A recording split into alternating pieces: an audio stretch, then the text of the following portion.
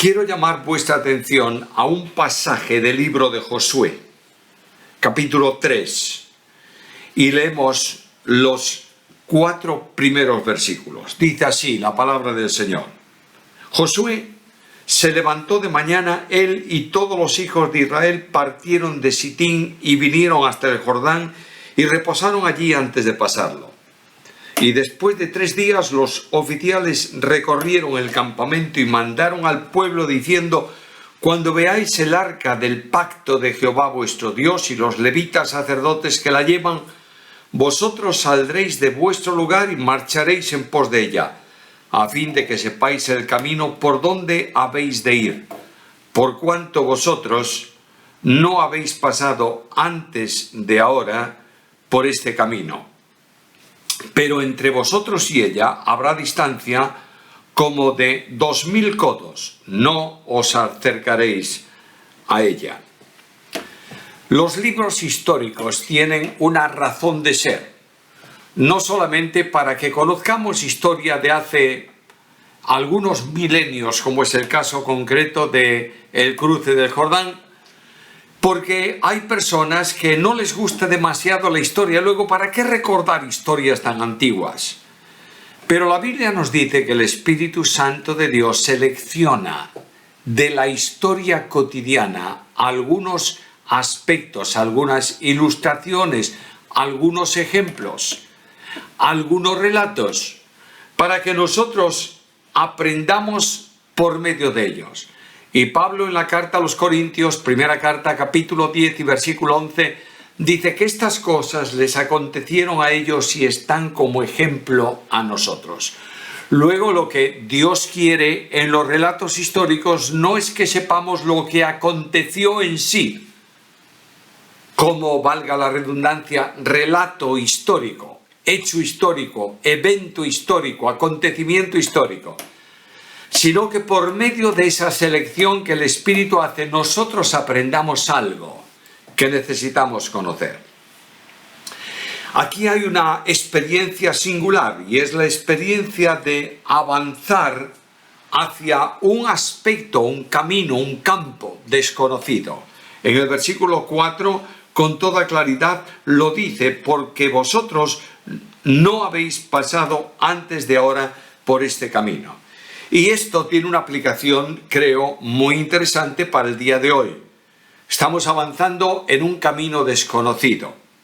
Cuando me hablabais, me invitabais para estar con vosotros, recordabais, el que me invitaba recordaba la situación actual de la Iglesia, especialmente ahí en Argentina y en Buenos Aires, confinados, cerrados.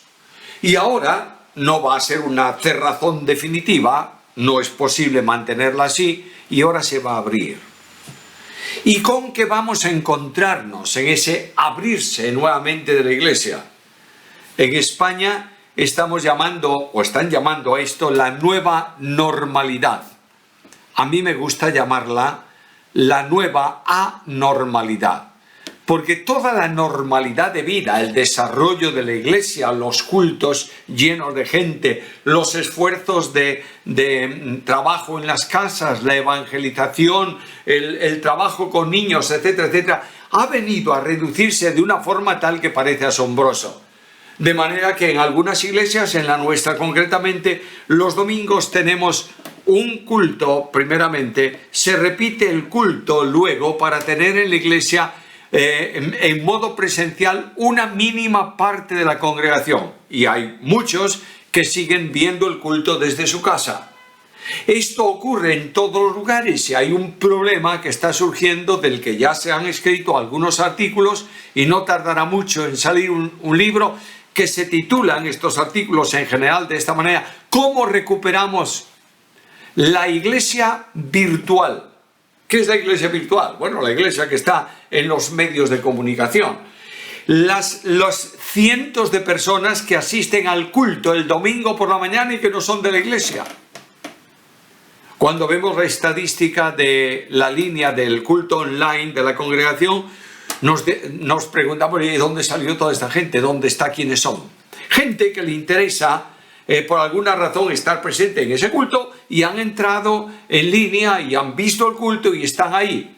Pero ¿cómo vas a hacer tú para recuperar, no a estos que viven a lo mejor a miles de kilómetros de distancia, sino a los tuyos, que se han acostumbrado a la casa y están cómodos ahí? ¿Qué camino vamos a seguir? Y aquí las preguntas se responden muchas veces con argumentos del hombre. Debemos hacer esto y aquello y lo de más allá, y nos damos cuenta que al cabo de un tiempo en que hemos puesto en práctica algo, eso no funciona. Y tenemos que cambiarlo por otra cosa. Pero esto no ocurre con los principios bíblicos. No importa la situación, el principio bíblico se mantiene. Y aquí tenemos en esta situación especial también un desconocimiento para el pueblo de Israel. Nunca habían pasado por aquel camino. Y Dios va a intervenir, Dios va a actuar. Y Dios establece un mandamiento para este pueblo. Marcharéis en pos del arca, a fin de que sepáis el camino por donde habéis de ir. Leo los versículos y encuentro tres cosas en ellos. En primer lugar está el Señor. Y el Señor está en la figura del arca. El arca del pacto, el arca de la alianza, era un mueble que representaba figuradamente a Cristo y a su obra. Todo cuanto hay en el tabernáculo es figura de Cristo. Aquí está el arca de la alianza, el pacto entre Dios y el hombre, solo posible por medio de la gracia. En segundo lugar está el camino. El camino por donde iban a seguir consistía en caminar detrás del arca. De otra manera, el arca iba a abrir el camino, iba a conducir la ruta, iba a marcar los lugares por donde tenían que ir, porque ella conocía el camino, pero el resto del pueblo no. Y finalmente está una condición. Y la condición para el éxito de este pueblo está en que tenían que caminar firmemente detrás del arca. Primeramente, el arca es figura del Señor. Era el mueble en donde de una forma especial se manifestaba la gloria de Dios. Y yo me voy a Cristo en la Biblia, en la revelación bíblica, y pregunto a la Biblia, ¿quién es Jesús? Y la Biblia me responde en sus mismas palabras inspiradas. En el principio era el verbo era con Dios y el verbo era Dios. Y sigo adelante y pregunto, ¿y este Dios manifestado en carne? Versículo 14 del mismo capítulo 1 del Evangelio según Juan, aquel verbo se hizo carne y habitó entre nosotros y vimos su gloria, como del unigénito del Padre, lleno de gracia y de verdad. Y frente a estos dos textos sigo investigando en la Escritura y llego a Colosenses capítulo 2 versículo 9 y me dice que Cristo es Dios porque en Él habita toda la gloria, toda la deidad. Habita corporalmente la plenitud de la deidad. Es decir, todo cuanto es de Dios habita corporalmente en Cristo. No solamente es un dogma de fe, sino una evidencia. Cuando tú ves a Cristo caminar por los caminos polvorientos de Palestina y hacer milagros, te das cuenta que hay una diferencia muy notable entre la acción de los milagros de Jesús y la acción de los milagros de los profetas y de los apóstoles después de Cristo. El profeta y los apóstoles hacían milagros en el nombre de Jesús. Como Pedro dice, en nombre de Jesús de Nazaret te digo, levántate y anda. Y el cojo era sanado. Levanta a la persona que había muerto en el nombre del Señor, orando primeramente al Señor. Pero Cristo no actúa así en los milagros. Viene el leproso y le dice, Señor, si quieres puedes limpiarme. ¿Y qué dice Jesús? Quiero. Se limpió y es limpio. Se acerca a la tumba de Lázaro, por citar uno de los milagros tal vez más significativos del Nuevo Testamento. Se acerca a la tumba de Lázaro, ora a su padre y le dice, Padre, gracias porque yo sé que siempre me oyes. Lo digo por los que están aquí. No tengo necesidad de pedirte que tú hagas el milagro. Lo que yo quiero es lo que tú quieres. Lo que tú quieres es lo que yo quiero. Porque Yo y el Padre somos uno. Y el que me ha visto a mí, ha visto al Padre. E inmediatamente la autoridad de la deidad manifestada en Jesucristo. La autoridad de Dios a través de garganta de hombre formula el mandamiento: Lázaro, ven fuera. Y el que estaba dentro salió al exterior. Lo más impresionante es esta dimensión que automáticamente me dice que lo que el apóstol Juan escribe en ese capítulo 1, versículo 1 es una verdad. Solo Dios puede hacer lo que Cristo hizo. Pero como el arca del pacto es también el garante del pacto, notaréis que dentro del arca estaban las tablas de la ley. Encima del arca el propiciatorio, sobre el que se extendía en el día del sacrificio de la expiación una porción de sangre del animal que se ofrecía por el pecado del pueblo. Los querubines de oro situados al extremo de ese propiciatorio, con los rostros inclinados hacia abajo, estaban viendo, simbólicamente, claro está, las tablas de la ley cubiertas por la sangre del animal que había muerto. Por tanto, no había intervención. Los querubines son los custodios de la santidad de Dios, de manera que no hay posibilidad de que nada impuro acceda a la presencia de Dios. Pero Dios ve el pueblo perdonado en cuanto a su pecado general durante un año, a consecuencia de la sangre vertida sobre el propiciatorio. Yo miro a Cristo, y Cristo es Dios en garantía de pacto con el hombre. El Dios de la Biblia viene a buscar al hombre, viene a llamar al pecador perdido. No que el hombre busque a Dios, nunca lo ha buscado, nunca lo buscará. Escucha la Biblia, quiero asentar todo lo que os diga en la palabra de Dios. No hay, Romanos 3:10, no hay justo ni aun uno, no hay quien entienda, no hay quien busque a Dios. Y como el hombre no busca a Dios, es Dios que viene a buscar al hombre. Lucas 19:10. El Hijo del Hombre vino para buscar y salvar lo que se había perdido. Ahora bien, este Cristo que viene y que busca a los perdidos es el garante del pacto de salvación. En el sentido de que con su muerte y con su sangre, Dios cancela la responsabilidad penal de mi pecado. La paga del pecado, la muerte. ¿Cómo puedo pagar yo mi pecado? Mediante la muerte. Y si yo muero, ¿qué pasa? Pues he muerto y continuaré perpetuamente muerto, porque después de la muerte física viene la muerte segunda para los que no han resuelto el problema de la salvación. Y Cristo viene al mundo, y Cristo muere por mí, y Cristo me da el perdón de pecados y la vida eterna, y yo puedo decir con toda seguridad: no hay condenación para los que están en Cristo Jesús.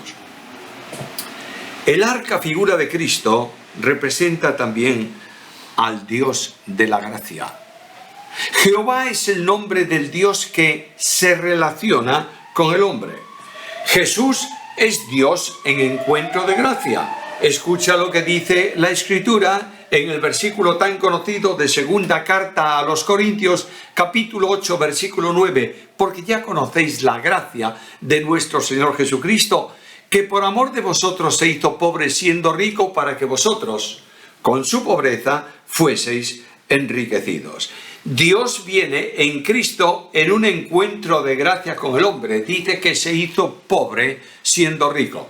Cuando nosotros hablamos de este versículo y analizamos el versículo, nos llama la atención esa expresión de Pablo: se hizo pobre siendo rico. ¿Qué es?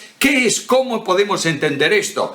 Y algunos entienden que la pobreza de Cristo se manifiesta visiblemente en el hecho de que los discípulos de Juan querían saber dónde vivía y le preguntaron: ¿dónde moras? Y Cristo les dijo: mira, las aves tienen nidos, las zorras cavernas, pero el Hijo del Hombre no tiene dónde reclinar su cabeza. ¡Qué pobreza tan grande! No tiene nada. No lo veas así. Lo que quiso decir Jesús es que si vosotros me buscáis por las propiedades que yo tenga a mi nombre aquí en la tierra, contextualizando con el tiempo de hoy, no tengo ninguna. Pero Cristo es propietario de todo.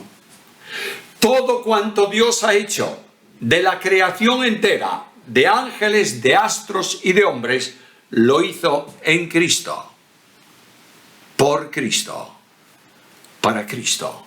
Cuando Cristo está en la tierra, ¿es el unigénito del Padre o no? Sí. Por tanto, ¿ha perdido algo de sus derechos y de su derecho de propiedad de todo cuanto existe? No, no ha perdido nada. ¿Es el dueño de todo? Es el dueño de todo. Luego, ¿dónde está la pobreza? La pobreza en relación con Dios tiene que ver con que Dios no puede dar más de lo que dio.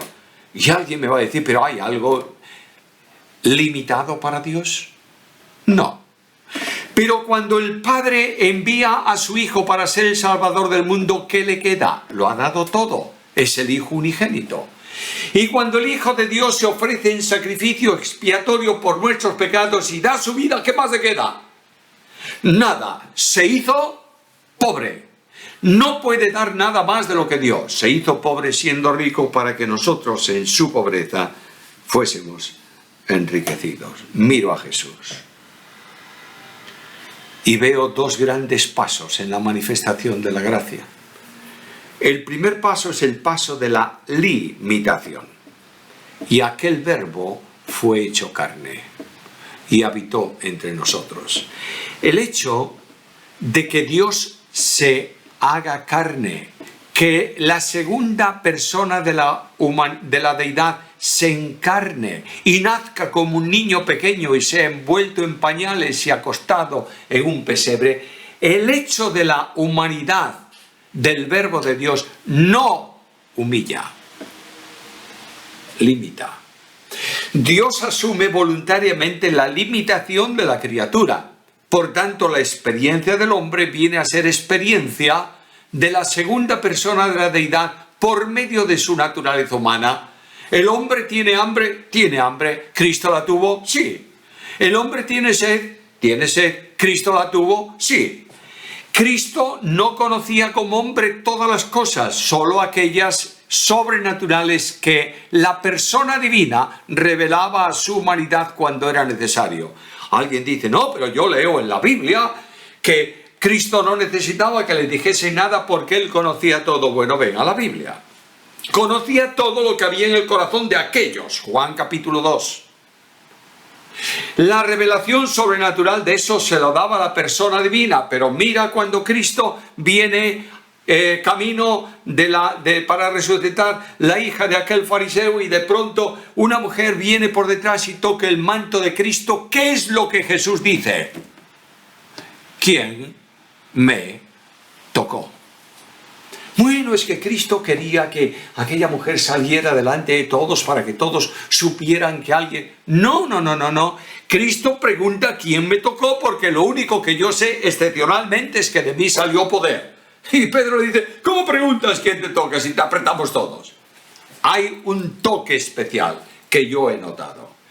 Llega a la tumba de Lázaro. Y cuando está allí en medio de la conmoción de sus hermanas llorando de los judíos también y el corazón de Cristo, el Espíritu de Cristo se conmueve y llora. Cristo dice a los que estaban allí, ¿dónde le habéis puesto? No dice, bueno, vamos a la tumba y él camina adelante y los lleva. Él sabía que lo habían enterrado, pero no conocía humanamente hablando, el lugar donde fue enterrado. Y como Dios lo sabía, naturalmente, ¿qué cosa puede escaparse a la mente de Dios? Como Dios sabe todo. Pero cuando Él se hace hombre, se limita para poder llegar a una experiencia singular. Fue tentado en todo, conforme a nuestra semejanza, pero sin pecado. Ahora, estando ya en el estado, en la condición de limitación, entonces se humilla a sí mismo, tomando forma de siervo. Y aquí tenéis la grandeza. Dios se manifiesta para servirnos. Dios con nosotros. El Dios de la gracia es el Dios de la soberanía y el arca lo representa. Cristo tiene el nombre, ha recibido el nombre, Filipenses capítulo 2, versículo 9, que sobre todo nombre, para que en el nombre de Jesús se doble toda rodilla de los que están en el cielo y en la tierra y debajo de la tierra, y toda lengua confiese que Jesús es el Señor, para la gloria de Dios Padre. Luego, Dios es soberano. ¿Tú crees en la soberanía de Dios? Si hay algo cuestionado en los últimos años es la soberanía de Dios.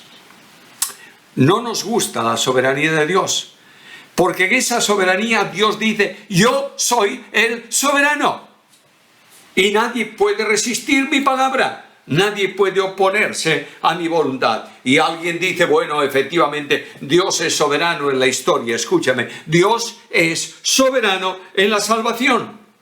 Dios determinó salvar al pecador, no porque el pecador fuese pecador, ni porque hubiese pecado, ni porque fuese a pecar. Porque no había sido creado cuando Dios estableció el plan de redención. Y Pedro me lo dice con toda claridad: sabiendo que habéis sido rescatados de vuestra vana manera de vivir, la cual recibisteis de vuestros padres, no con cosas corruptibles como oro o plata, sino con la sangre preciosa de Cristo, como de un cordero sin mancha y sin contaminación, ya destinado desde antes de la fundación del mundo. ¡Oh, qué maravilla tan grande! El Dios de la Biblia en soberanía decidió salvar al hombre antes de crear al hombre. Cuando vienen por ahí algunos que dicen que Dios en su soberanía determinó mandar a algunos al infierno y otros al cielo por voluntad soberana, tienes que preguntarle en qué lugar está eso. Pero Dios en soberanía decide salvar. Dios en soberanía, cuando viene el cumplimiento del tiempo, envía a su Hijo. Dios en soberanía coloca a su Hijo una cruz. Dios en soberanía carga sobre él el pecado del mundo. Dios en soberanía llama al pecador. Dios en soberanía recibe al pecador que viene y acude a Cristo por medio de la fe. Dios en soberanía sostiene la vida del creyente a lo largo del tiempo de su peregrinación. Y Dios en soberanía coloca al creyente en la gloria después de su estancia terrenal. ¿Entiendes? El Dios de la Biblia es esencialmente soberano, y como soberano abre puertas que nadie cierra y cierra puertas que nadie abre. A lo mejor estás inquieto. ¿Qué va a pasar mañana? Estamos saliendo de este problema, hay tantas dificultades. Escucha, Dios es soberano. Y todo cuanto hay está en su mano. Y Él permite en tu vida lo que es bueno para ti. Pero Dios es soberano. Esta arca me presenta también al Dios de los milagros. Dice el texto que abre camino. A lo largo de la historia de Jesús, notáis que Cristo estuvo caminando con los discípulos, los llevó de un lado a otro. Y Pedro recuerda eso, y Pedro dice que dejó marcadas sus pisadas para que nosotros las sigamos. El apóstol, el escritor de la carta a los hebreos, dice que la vida cristiana se sigue con los ojos puestos en Jesús. Por tanto, es el Dios que abre el camino. Miro a Cristo cómo calma la tempestad, cómo dice al viento: calla, al mar enmudece, y se hace una gran bonanza. Cómo Cristo es capaz de conducir por un tramo del mar embravecido al apóstol Pedro, que le dice: si tú eres Jesús, di que yo vaya a ti. Y Cristo le dijo: ven. Y la voz de autoridad de Cristo hace que Pedro vaya por el mar hasta donde está Jesús. Nosotros mismos somos testigos del milagro más grande que Cristo ha hecho aquí en la tierra. Dios me ha perdonado, me ha salvado, me ha transformado. Es verdad que estoy muy lejos de alcanzar la meta que Dios ha establecido para mí, pero tengo la seguridad de que mi vida, mi salvación, mi experiencia es un milagro de Dios. Dios, el Dios del arca, la figura de Jesucristo, es el Dios omnipotente. Es el Dios que conduce la historia. Yo miro cada día, me levanto por la mañana, y una de las cosas que yo tengo la costumbre es abrir en mi tablet el resumen de noticias de la prensa nacional. Doy al botón y ahí están todos los diarios con las noticias más destacadas. Si yo no creyese en Cristo, diría: ¡wow! Vaya mundo. Ahora mismo al menos por acá, está impactando la noticia de los turcos contra los griegos ahí en el mar Mediterráneo. ¡Oh! que si el país este se levanta contra aquel, que si hay unas elecciones por aquí, por allá, que si la economía del mundo está en crisis. Queridos hermanos míos, la historia del mundo de hoy está conducida por Dios al propósito soberano que Él determinó para ella. El Dios de la Biblia ha establecido el curso de la historia. Se lo reveló a Daniel. Los imperios se sucedieron conforme a la profecía, y la Biblia habla de un tiempo en que el hombre se va a levantar contra Dios de forma definitiva, y Dios va a intervenir en la historia de la humanidad, sacando de en medio a todos estos enemigos y estableciendo su reino, el arca. En segundo lugar está el camino. Dice el versículo 4 que es desconocido para nosotros. Nunca habéis pasado antes por él. Es un camino desconocido para nosotros, pero conocido para Dios. Y yo me pregunto, ¿y cómo es ese camino? Y la Biblia me revela aspectos generales del camino que Dios prepara. Es el camino de la comunión con Dios, en donde Dios está presente en ese camino, donde las oraciones que levantamos, que elevamos, están siendo respondidas. Yo quiero decirte que no hay ninguna oración que Dios no responda. A veces se nos enseñó que Dios a los creyentes responde con un sí, con un no o con un espera. Bueno, es una bellísima forma de decir las cosas. Dios contesta sí siempre. Jesús dijo: todo cuanto pidáis al Padre en mi nombre se hará. ¡Buah! Pero ¿cómo es posible? Si yo he pedido muchas cosas a Dios y Dios no me las ha dado, no me ha dado conforme a lo que yo pedí, pero respondió a mi oración conforme a lo que yo necesitaba. Y ahí tienes la enseñanza de Pablo que dice: yo no sé orar como conviene, pero el Espíritu intercede por nosotros con gemidos indecibles. Y esa frase es utilizada por el mundo carismático para hablar de la glosolalia y de... Olvídate de eso, por favor. Lo que está diciendo la Biblia es muy sencillo. Mi lenguaje es humano, yo no sé lo que corresponde, y el Espíritu traslada a Dios lo que yo necesito para que Dios responda a la oración siempre conforme a su voluntad. Oraciones contestadas. He visto a lo largo de este tiempo de pandemia cientos de oraciones respondidas. He visto personas que tenían serios problemas y han quedado resueltos esos problemas en respuesta a la oración de Dios. Hemos orado porque la iglesia no se extinguiese y la iglesia se mantiene. Dios es soberano y el camino que abre es el camino de la comunión con Dios. Es el camino del testimonio. Dios marcha con su pueblo.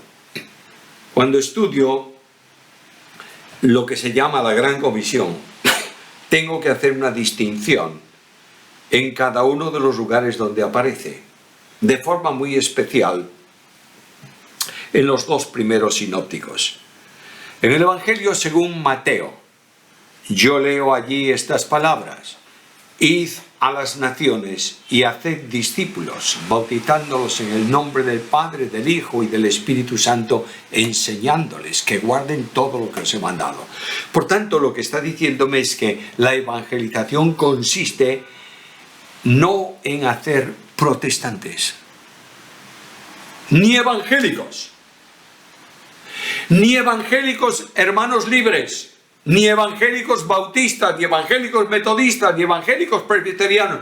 Consiste en hacer discípulos, es decir, seguidores de Cristo, y para eso tengo que enseñarle cuánto Cristo ha mandado. Se hace.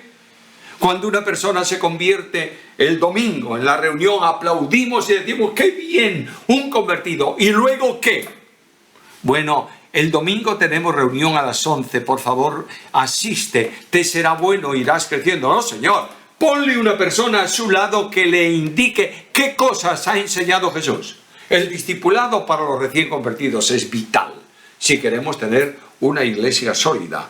Ahora, Cristo nos demanda algo más, no solo hacer discípulos.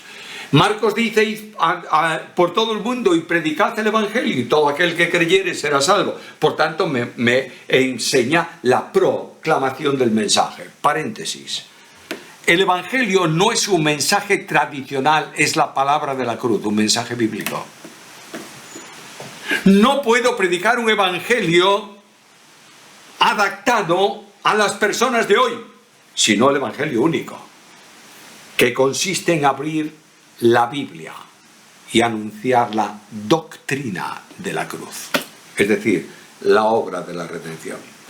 Este pueblo tiene poder para predicar el Evangelio, pero cuando Cristo dialoga con ellos antes de la ascensión, les dice: esperad a que seáis investidos de poder, y entonces me seréis testigos. Lo que está diciendo es el camino del testimonio, revelando, reflejando, manifestando a Cristo. Y esto solo es posible por medio de la presencia del Espíritu Santo que reproduce a Cristo en nuestra vida. Un pueblo en donde Dios es central y está con Él. Un pueblo que es llevado por Dios. Un pueblo de testimonio visible frente a la actuación de Dios y exhibiéndola delante de los hombres. Porque Dios es el que produce en vosotros el querer y el hacer por su buena voluntad.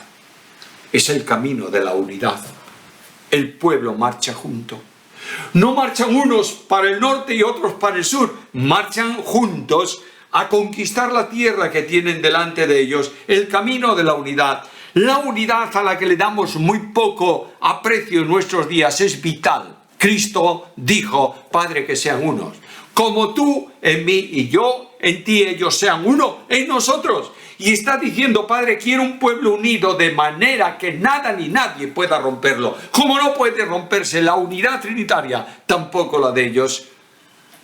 Y el apóstol Pablo nos dice que la misión, la preocupación principal de los creyentes y de la iglesia es esta: solícitos en guardar la unidad del Espíritu en el vínculo de la paz. Camino de unidad. Es el camino de la renovación espiritual. El propósito de Dios, Romanos 8:29, es que seamos hechos conforme a la imagen de su Hijo. El Espíritu Santo está reproduciendo a Cristo en nuestras vidas. El fruto del Espíritu es la manifestación, la exhibición visible del carácter de Jesús. Y el Espíritu Santo trabaja porque nosotros entraremos en el cielo con la imagen del Hijo o no entramos en el cielo. ¿Lo entiendes bien? Necesariamente tenemos que entender esto con claridad. Si no tenemos la imagen, es que el Espíritu Santo no está operando convenientemente en nosotros. Y esta imagen, esta generación de la imagen de Cristo, exige también la restauración.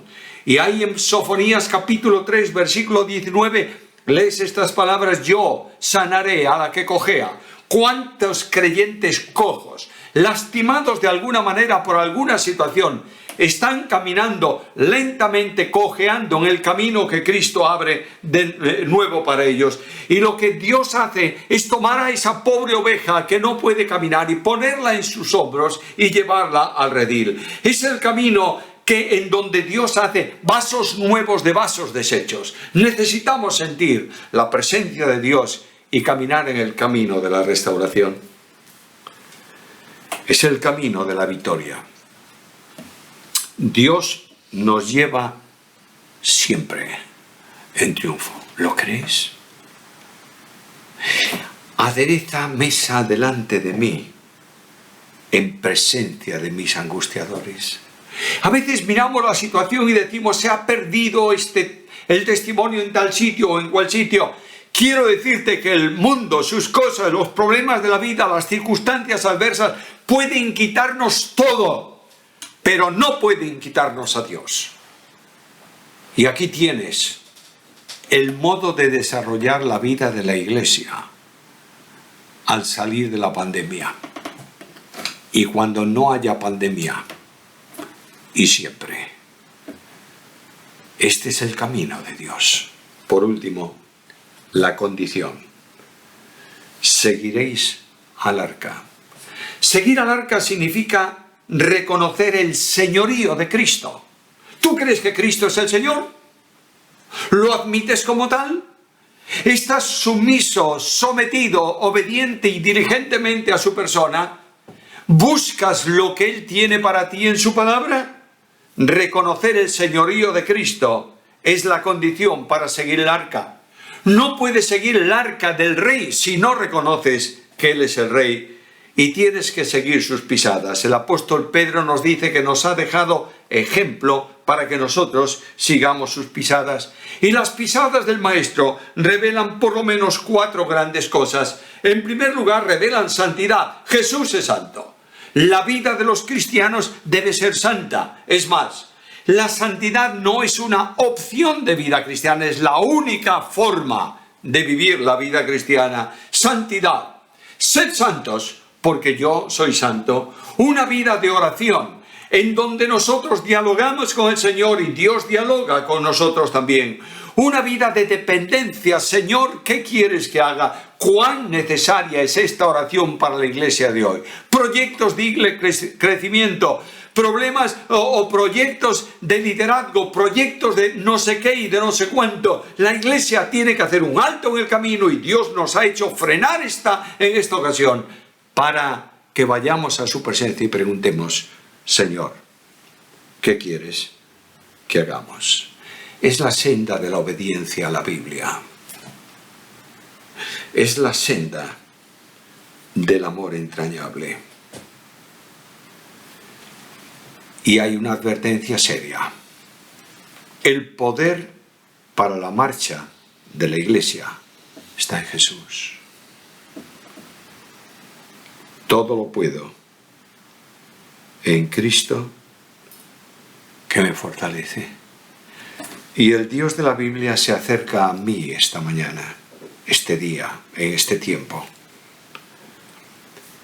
y me dice: ven y sígueme. Y la Biblia me dice: no darás un paso correcto si separas los ojos de Jesús. Y este versículo del libro histórico me llama hoy sobre todas las cosas para que, como dice el final del versículo 3, marchéis en pos de ella. Yo pido al Señor que esta reflexión sencilla, simple, de la historia de Israel traiga una consecuencia para tu vida y para la mía. Cristo sea el centro de la visión. El camino de Dios, nuestro camino.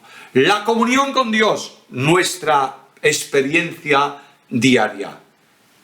Y Dios dará para nosotros la victoria por medio y en Cristo Jesús. A Él sea la gloria y a nosotros sus bendiciones por Jesucristo.